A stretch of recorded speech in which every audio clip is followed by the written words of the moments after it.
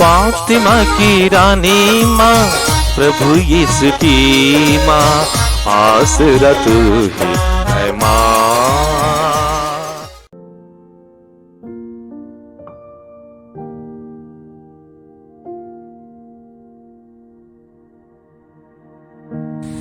पहला पाठ प्रज्ञा ग्रंथ अध्याय 2 पद संख्याएं 1 फिर 12 से 22 तक। विधर्मी कुतर्क करते हुए आपस में यह कहते थे, हम धर्मात्मा के लिए फंदा लगाएं, क्योंकि वह हमें परेशान करता और हमारे आचरण का विरोध करता है। वह हमें संहिता भंग करने के कारण फटकारता है और हम पर हमारी परंपराओं को त्याग देने का अभियोग लगाता है। वह समझता है कि वह ईश्वर को जानता है और अपने को प्रभु का पुत्र कहता है। वह हमारे विचारों के लिए जीवित चुनौती है। उसे देखने मात्र से हमें अरुचि होती है। उसका आचरण दूसरों जैसा नहीं और उसके मार्ग भिन्न है। वह हमें खोटा और अपवित्र समझकर हमारे संपर्क से दूर रहता है। वह धर्मियों की अंतगति को सौभाग्यशाली बताता और शेखी मारता है कि ईश्वर उसका पिता है। हम यह देखें कि उसका दावा कहाँ तक सच है। हम यह पता लगाएं कि अंत में उसका क्या होगा। यदि वह धर्मात्मा ईश्वर का पुत्र है, तो ईश्वर उसकी सहायता करेगा और उसे उसके विरोधियों के हाथ से छुड़ाएगा। हम अपमान और अत्याचार से उसकी परीक्षा लें, जिससे हम उसकी विनम्रता जान जाएं और उसका धैर्य परख सकें। हम उससे घिनौनी मृत्यु का दंड दिलाएं, क्योंकि उसका दावा है कि वह सुरक्षित ही रहेगा। वे ऐसा सोचते थे, किंतु यह उनकी भूल थी। उनकी दुष्टता ने उन्हें अंधा बना दिया था। वे ईश्वर के रहस्य नहीं जानते थे। वे न तो धार्मिकता के प्रतिफल में विश्वास करते थे और न धर्मात्माओं के पुरस्कार में। यह प्रभु की वाणी है। ईश्वर को धन्यवाद। भजन अनुवाक्य। प्रभु दुखियों से दूर नहीं है। प्रभु दुखियों से दूर नहीं है। प्रभु कुकर्मियों से मुंह फेर लेता और पृथ्वी पर से उनकी स्मृति मिटा देता है। धर्मी प्रभु की दुहाई देते हैं, वह उनकी सुनता और हर प्रकार की विपत्ति में उनकी रक्षा करता है। अनुवाक्य। प्रभु दुखियों से दूर नहीं है। प्रभु दुखियों से दूर नहीं है। प्रभु दुखियों से दूर नहीं है। जिनका मन टूट गया वह उन्हें संभालता है। धर्मी विपत्तियों से घिरा रहता है, किंतु उन सबों से प्रभु उसे छुड़ाता है। अनुवाक्य। प्रभु दुखियों से दूर नहीं है। प्रभु दुखियों से दूर नहीं है। प्रभु उसकी हड्डियों की रक्षा करता है। उसकी एक भी हड्डी नहीं रौंदी जाएगी। प्रभु अपने सेवकों की आत्मा को छुड़ाता है। जो प्रभु की शरण में जाता है वह कभी नष्ट नहीं होगा। अनुवाक्य। प्रभु दुखियों से दूर नहीं है। प्रभु दुखियों से दूर नहीं है। जय घोष। मनुष्य रोटी से ही नहीं जीता है, वह ईश्वर के मुख से निकलने वाले हर एक शब्द से जीता है। प्रभु आप लोगों के साथ हो और आपकी आत्मा के साथ। संत योहन के अनुसार पवित्र सुसमाचार। हे प्रभु तेरी महिमा हो। अध्याय 7 पद संख्याएं 1 से 2 तक, फिर 10 और उसके बाद 25 से 30 तक। उस समय यीशु गलीलिया में भी घूमते थे। वह यहूदिया में घूमना नहीं चाहते थे क्योंकि यहूदी उन्हें मार डालने की ताक में रहते थे। यहूदियों का शिविर पर्व निकट था। जब यीशु के भाई पर्व के लिए जा चुके थे तो वह भी प्रकट रूप में नहीं बल्कि जैसे गुप्त रूप में पर्व के लिए चल पड़े। कुछ यरूशलेम निवासी यह कहने लगे, क्या यह वही नहीं है जिसे हमारे नेता मार डालने की ताक में रहते हैं? देखो तो यह प्रकट रूप से बोल रहा है और वे इससे कुछ नहीं कहते। क्या उन्होंने सचमुच मान लिया कि यह मसीह है? फिर भी हम जानते हैं कि यह कहाँ का है। परंतु जब मसीह प्रकट हो जाएंगे तो किसी को यह पता भी नहीं चलेगा कि वह कहाँ के हैं। यीशु ने मंदिर में शिक्षा देते हुए पुकार कर कहा, तुम लोग मुझे भी जानते हो और यह भी जानते हो कि मैं कहाँ का हूँ। मैं अपनी ही इच्छा से नहीं आया हूँ। जिसने मुझे भेजा है वह सच्चा है। तुम लोग उसे नहीं जानते, मैं उसे जानता हूँ क्योंकि मैं उसके यहाँ से आया हूँ और उसी ने मुझे भेजा है। इस पर वे उन्हें गिरफ्तार करना चाहते थे किंतु किसी ने उन पर हाथ नहीं डाला क्योंकि अब तक उनका समय नहीं आया था। प्रभु का सुसमाचार। हे क्रिस्त तेरी स्तुति हो। जय यीशु क्रिस्त में प्रिय भाई और बहनों, आज का पहला पाठ प्रज्ञा ग्रंथ से है। अध्याय 2 और संख्याएं 1 फिर 12 से 22 तक। इसमें हमने इस प्रकार सुना, विधर्मी कुतर्क करते हुए आपस में यह कहते थे, हम धर्मात्मा के लिए फंदा लगाए क्योंकि वह हमें परेशान करता और हमारे आचरण का विरोध करता है। वह हमें संहिता भंग करने के कारण फटकारता है और हम पर हमारी परंपराओं को त्याग देने का अभियोग लगाता है। वह समझता है कि वह ईश्वर को जानता है और अपने को प्रभु का पुत्र कहता है।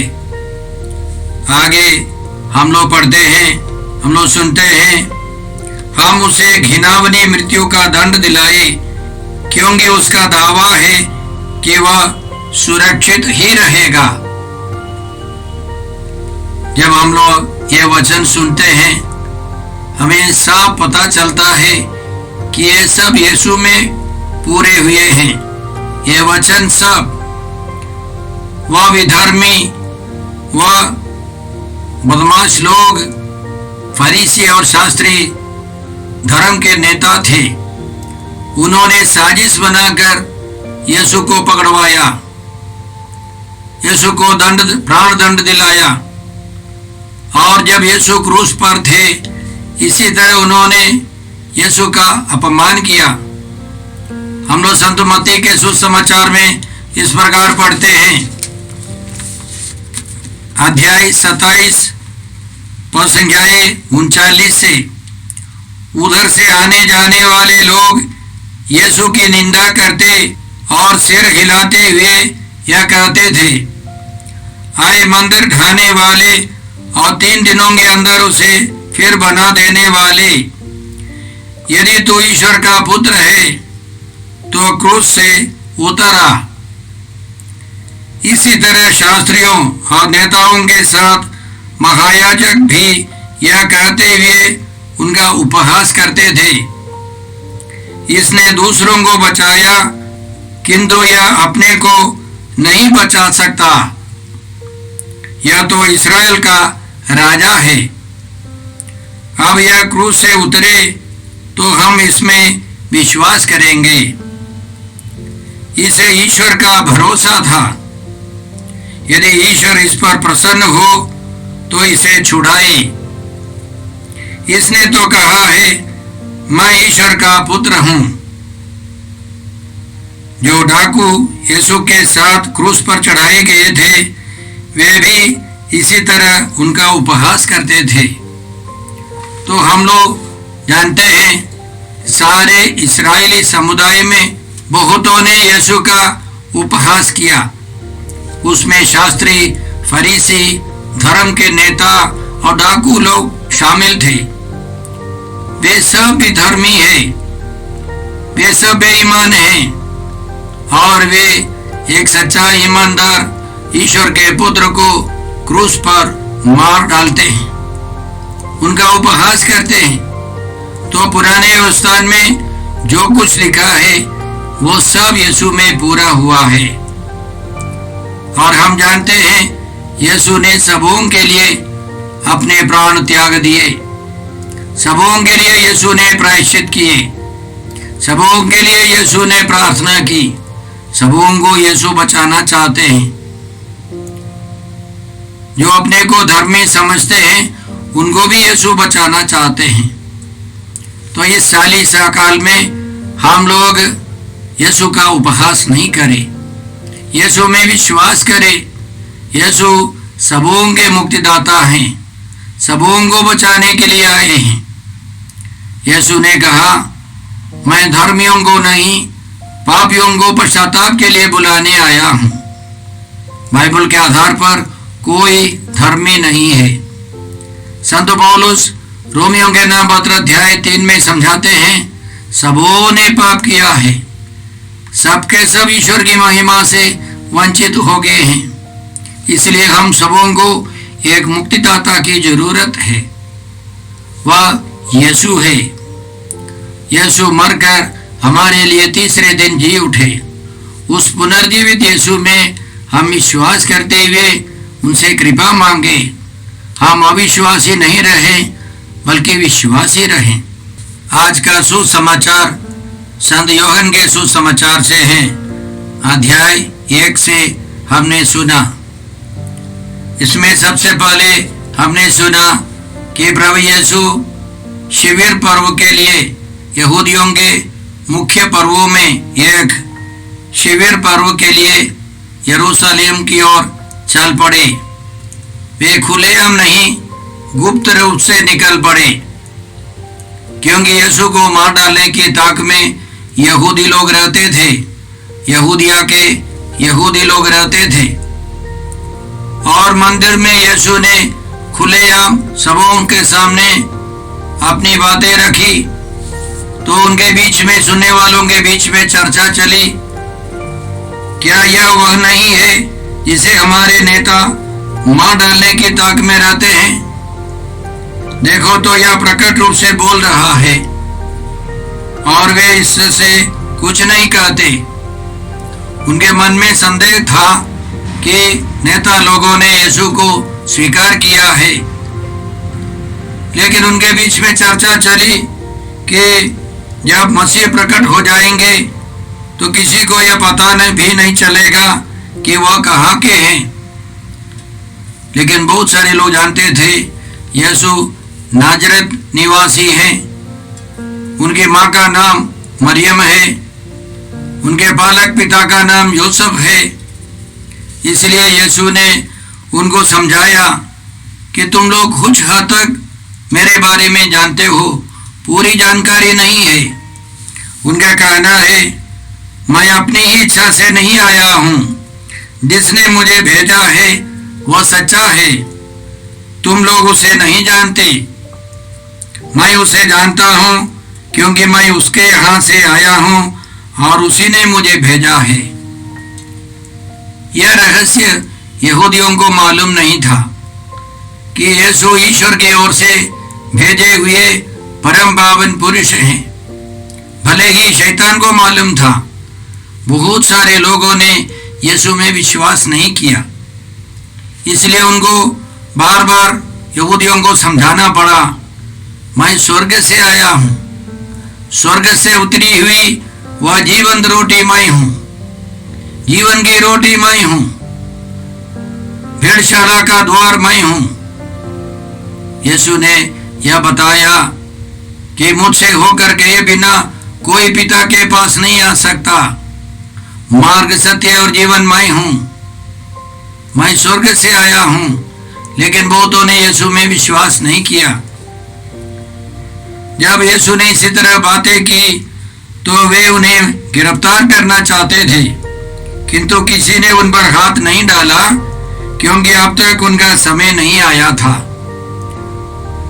यीशु ने जब स्वयं समर्पित किया तभी वे यीशु को गिरफ्तार कर सके।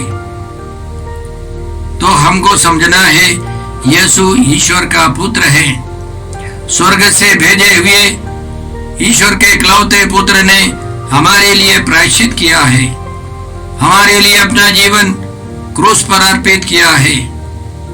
यह यीशु का सबसे महान बलिदान है। शिविर पर्व में लोग याद करते थे कि वे लोग गुलाम थे और 40 साल मरुभूमि में शिविरों में रहते थे और ईश्वर उनके साथ रहकर ईश्वर ने उनका नेतृत्व किया, उनकी रक्षा की, उनको रास्ता दिखाया। यह याद करते हुए वे यह पर्व शिविर पर्व मनाते थे। यीशु आकर उस पर्व के अवसर पर कहने वाले हैं, जो प्यासा हो वह मेरे पास आए और अपनी प्यास बुझाए। उसके अंतःस्थल से संजीवन जल की नदियां बह निकलेंगी। यीशु के पास जाने से यीशु हमारी प्यास को बुझाएंगे, हमको अनंत शांति देंगे, अनंत प्रेम से भर देंगे, हमें ईश्वर की संतान बना देंगे। तो इस महान रहस्य के लिए हम धन्यवाद देते हैं कि यीशु ईश्वर की ओर से भेजे हुए परम पावन पुरुष हैं। पहले पाठ से हमें यह शिक्षा मिलती है कि विधर्मी सब मिलकर धर्मी को बहुत सताएंगे और वह धर्मी यीशु है। उसी तरह आज भी बहुत सारे धर्मी लोग सताए जाते हैं। बिना कसूर के बहुत सारे लोग जेलों में हैं। निर्दोष लोग सताए जाते हैं, उनको बहुत अन्याय अत्याचार सहना पड़ेगा। जब हम लोग इनकी चर्चा सब सुनते हैं, हमें प्रार्थना करनी है, हमें त्याग तपस्या कर प्रार्थना करनी है कि वे सब धर्मी लोग मुक्ति पाए, विधर्मियों के चंगुल से बच जाए। साथ साथ हम लोग यह कृपा मांगते हैं कि हम प्रभु यीशु में विश्वास कर उनके वचनों के अनुसार जीवन बिताकर उनके साथ स्वर्ग जाएं। इस 40 काल के अवसर पर हम लोग इन कृपाओं के लिए विशेष रूप से प्रार्थना करते हैं। हे पिता ईश्वर, हे प्रभु यीशु, हे पवित्र आत्मा ईश्वर, इन पवित्र वचनों के लिए हम तुझे धन्यवाद देते हैं और प्रार्थना करते हैं कि हम भी अन्याय अत्याचार सहने के लिए तैयार रहें और प्रभु यीशु में विश्वास कर उनकी आज्ञाओं का पालन कर हम लोग ईश्वर की संतान का जीवन बिता सके। हम यह प्रार्थना करते हैं प्रभु क्रिस्त के द्वारा। हमारे प्रभु यीशु क्रिस्त की कृपा, ईश्वर का प्रेम और पवित्र आत्मा का साहचर्य आप सबों को प्राप्त हो। आमीन। यीशु क्रिस्त में प्रिय भाई और बहनों, प्रभु यीशु ने हमें आदेश दिया है, संसार के कोने कोने में जाकर सारी सृष्टि को सुसमाचार सुनाओ। सुसमाचार सुनने के लिए और सुनाने के लिए एक अच्छा मौका है। आप कृपया इस चैनल का सब्सक्राइब करें, लाइक करें, शेयर करें, बेल आइकन दबाएं ताकि यहाँ की नई वीडियोस की सूचना आपको मिलती रहेगी। साथ साथ आप दूसरों को भी प्रेरणा दें इसका सब्सक्राइब करने के लिए। याद रखें, कल के मिसा के दैनिक पाठ और उस पर टिप्पणियाँ आज ही दोपहर के बाद हम लोग अपलोड करते हैं। कृपया आज ही उसको सुनकर कल की तैयारी करें। प्रभु यीशु आपको और आपके परिवार को 100 गुनी आशीष देंगे। जय यीशु।